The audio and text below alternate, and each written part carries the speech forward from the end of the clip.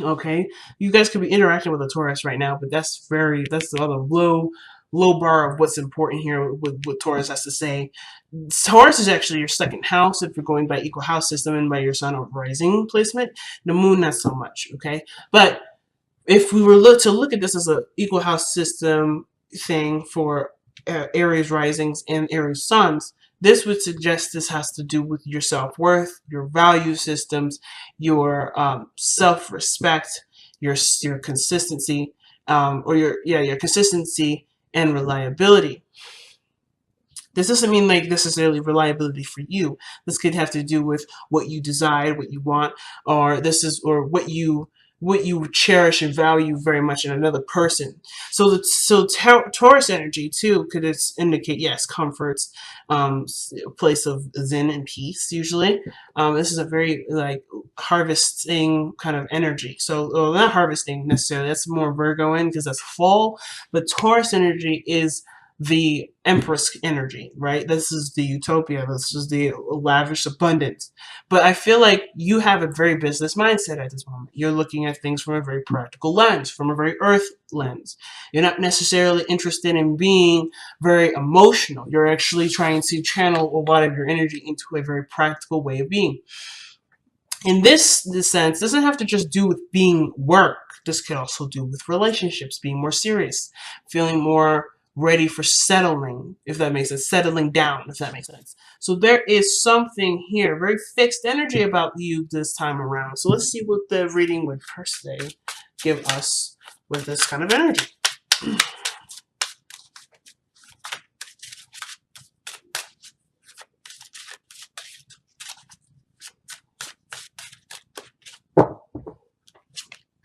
All right, so I'm going to be doing a modified Celtic cross. So the placements will not be the same as typical Celtic cross readings, but that doesn't mean it won't resonate. All right. Damn. But the fact of the matter is this, too, family, is that y'all have the King of Pentacles as the heart of your reading. Okay, if I didn't say business minded or feeling more wanting to be more settled in a relationship or more like grounded in a relationship, then fuck, I don't know. So the situation here with the devil energy is definitely coming up. I think you're recognizing a lot of patterns and behaviors that are holding you back, right? That some things that you're doing for yourself that may not be advancing you forward. So very bluntly, very directly, as you guys usually, express the energy of yours, you're done with it. You're not interested in that. You're not interested in dealing with a certain way of being. You're working on changing that, not for anyone but yourself, right? You're looking to advance yourself, and yes, it just may be to do with you getting out of the rut, so that way you can have what you want, maybe be in a relationship. But the devil would suggest that you're in a place where it only provides temporary relief and not consistent and sustained relief. All right, long term. This is very short term that the devil can offer. Not saying that it's bad or anything, but you're ready for something a little bit more consistent, more present, if that makes sense. You're no longer interested in small temporary happiness. You're wanting the real thing. So I think it's pretty awesome. Why do we have that coming up? Because of the Nine of Cups. You know what you want, guys. You know what you want, and you want it so much that this is no longer an option. So you not only do you know what you want, and not only are you content with yourself because of you being able to know what you want, you're ready to kind of set aside whatever the devil energy is. So the focus is what has been holding you back. What things have you been using necessarily as a crutch to prevent you from moving forward? Or what patterns have you noticed about yourself that you can do without and be just okay? All right. So it's Capricorn. What has power over you at this point? Now, this could also do with the relationship. Maybe you guys feel like you guys are in a relationship that doesn't necessarily see eye to eye. Maybe there's not necessarily a lot of healthy things going on in the relationship. There may be a lot of, a lot of fantasy, a lot of great things in the moment, or sometimes really like depending on the situation, it'd be great. But then it kind of goes back to being sour. Maybe you take care of more people, take care of your partner more than the other, or vice versa for those of you that are cross-watching. Maybe there's a codependent undertone to this relationship and you want to get rid of it. There's something that you really want to get rid of. You're done with it. Okay? Now, The heart of your reading is the King of Pentacles, and it's interesting because Pisces had the King of Wands as the heart of the reading. And they had this come out. It's the first cards that flew out of the deck before I even got a chance to even really shuffle for their reading. The Five of Pentacles would suggest, being as a crossing energy, is that whatever needs to go hasn't gone yet. At least in my eyes, it hasn't. It's like you know what being sustainable looks like and feels like, and your goal and your heart's intention is to go ahead and be this person that you can rely on, not just for yourself, but for for other people to truly rely on. But I feel it too. You want to feel good about who you are. You want to feel like you're holding down the fort. You have a certain perspective in regards to how you want either your future self to be and your future relationships to be, or how you want to have your career go. But the Five of Cups would suggest there's something that needs to be gone in the process. The focus is of yours is desired to be changed. Like you are wanting to change your focus away from what you don't have, because I think you've also realized that whatever you don't have, you can acquire. That's what I love. So Aries, your mindsets are changing, and you're definitely going in a really, really strong direction. And you're no longer letting what you don't have keep you from being what you want to be. So in that regard, we have the Two of Wands in the past. So this would suggest that you were caught at a crossroads and you were trying to figure out what exactly you wanted to do. How do you want to move forward? Where did you want to progress forward in? And I feel like the fact that the key, this person here has a globe in his hand would suggest that he has plenty of options and he's aware of this. He's aware that he can have and go and get all the information he needs wherever he goes. It's just about where he wants to start. So I feel like in the past you had a decision where you felt led to go in a direction that would benefit where to benefit the intention of which you were trying to manifest, or whatever goal that you have in mind for your personal life. You had a decision to make of where to start, and you'd already started, and you started through making friends. Very Libra season of you, very Libra season of you. But you see the value in the benefits of having friends, having people in your close knit groups, or getting more in touch with the people that are around you. So the Three of Cups here is almost suggesting that when you're looking at something that you don't have, but you could do it by interpersonal relationships. You can actually increase your amount of friends, especially ones that are lost, or the ones that or relationships that you feel like you're lacking. You can strengthen that by being present, by doing what you have, or doing what you know, or working with what you have. Okay. Yes, working with what you have. So you have the Three of Cups, right? The connecting with people. Now, the hardest part is this. Okay? The hardest part is going to be that. The reason why is because you didn't just lose this. I mean, you don't just not have this. You lost this. So I think in one period in time in the past, you did have friendships. You did have connections that were not necessarily romantic or necessarily too personal and too intimate, but you had a group of people that you could trust.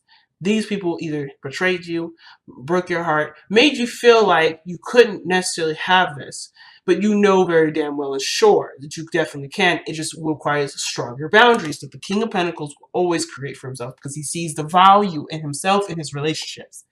So you know that this situation here with the Five of Cups, you know that this situation has happened, but you can strengthen this. You can strengthen and have a better relationship with people by not only seeing what caused this to happen, but understanding that your value is so important. Knowing yourself, having self-respect, and having a better self-esteem. That is so much and so important when it comes to connecting with people, because then they will be truly your friends, because you can be you no matter what, and without judgment, without any sort of extra stuff. And you don't ever have to give of yourself necessarily. Not necessarily. You can always connect yourself with great people, but you don't have to do favors or to do things to sway someone to be your friend. I don't think you've ever done this, but for those of you that might have with an aspecting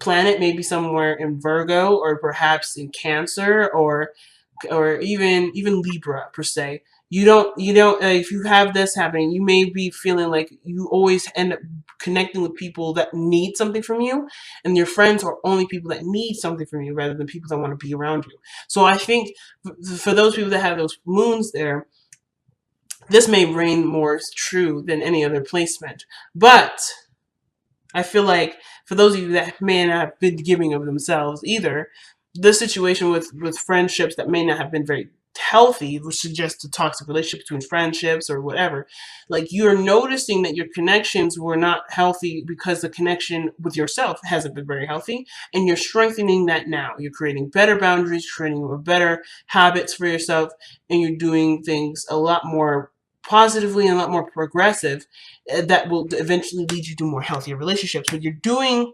is running toward your fear instead of running away from it, or trying to find alternative ways to overcome the Three of Swords, which is the pains and the sadness, or the hurts from the past you haven't truly been over, you haven't gotten over yet. Some of you guys have been like, yeah, this doesn't bug me anymore, but in a way, it does affect how you live your life, right? You do live based off of this Three of Swords sometimes. Like, for instance, like maybe this doesn't affect you on a day-to-day anymore, you don't necessarily care, but what this would suggest too is that you also no longer care about having friendships. You no longer try to reach out and do any of that. So where you may not let that bother you, maybe this pain or emotion is gone, there is always this like conscientious reminder of why you may not have what you feel like is missing. So what will you attract? You will attract friendships. You will attract people with the same like minds. They may not be exactly the same. They may not be all the same, but everybody's raising their cup up. Everybody's celebrating. Everybody's excited and happy, but they have a lot of things in common that they're celebrating with. They don't have to have the same things to be someone, to be significant to you. But I do feel like what you feel like you lost, you can have, or you already have.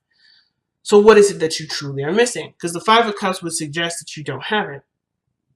Some of you guys may, believe it or not, I may have been reading, there may be another way of reading this that I actually didn't consider. Perhaps the Five of Cups is suggesting that, yes, you are of value to yourself, you're aware of your worth, you're aware of what you would not necessarily have to offer to someone else, but you're aware of the value of being someone's friend. You're very aware of what you bring to the table, not just for yourself, but what you can, what you what personally you can provide for somebody in a relationship. Again, this is not to say that you should go out to find friends to give or to be of service to them, but you as a person being yourself, authentic, not giving anything other than who you are to people, that is a gift in itself. So you are noticing yourself as a gift, and I feel like what you believe is that you don't have, you actually do have. But you just, perhaps the situation is that you may not have an abundance of friends, but you have someone that's around you that does see you as someone as their equal, and they want to work with you. And that's what this Three of Cups is. So I feel like right now what you don't have is really what you do have, and right now it's just working away from the behaviors or patterns and sequences where it's commonly used to sedate or to make you feel better for a temporary time. Whatever this devil energy is for you is breaking free from that pattern, so to be able to work on what you do have, because you do have this. But I do feel like it's gone through a lot of crap, so you feel like maybe the support may not be there, but the support is. It's suggesting it is. It's suggesting this now. Some of you guys may be recognizing that your friendships are fake, though. Some of you guys may be recognizing that the people here are not really your friends. There may be one other person that is your true friends, but between the other two, the one of them is not on your side. It could be that too, but that's very rare that I really read it like that. But I do feel like there's something that you believe is missing, but it's actually not gone. It's not actually anywhere. And you, instead of letting this be the focus of of how you proceed forward, you work on what you have.